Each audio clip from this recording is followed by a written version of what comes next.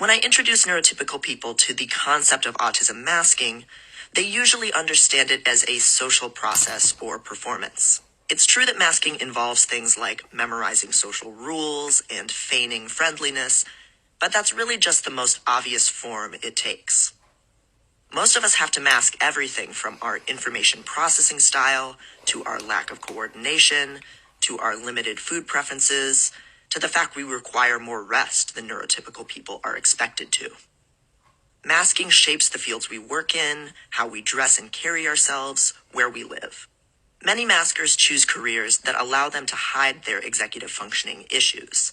Or they realize they have no choice but to freelance because they can't keep up with all the meetings and socializing a full-time job requires. I was initially drawn to academia because I believed it was a place where I could dress however I liked, keep my own hours, and be eccentric without consequence.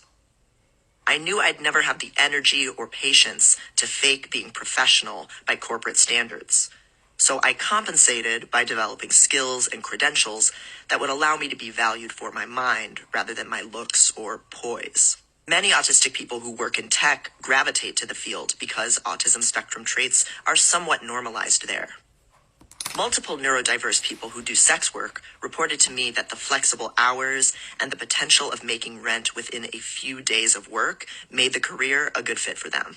Masked autistics tend to arrange our lives around our limitations and needs, and sacrifice anything that might demand too much energy out of us. An impressive resume or academic transcript might hide the fact our homes are messy, our hair is unbrushed, and we haven't socialized with anybody recreationally in months. In a few key areas, we may appear to be functioning highly, but that facade requires we let everything else in life fall apart. My friend Jess once described their compensation this way.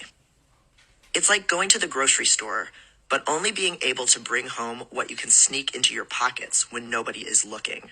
And everybody else gets to just go through the checkout and buy as much as they want, so they don't understand why you find shopping stressful.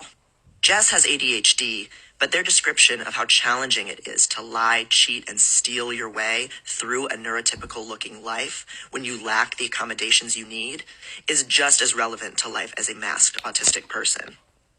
Regular life is more cognitively and emotionally demanding for neurodiverse people than it is for neurotypicals.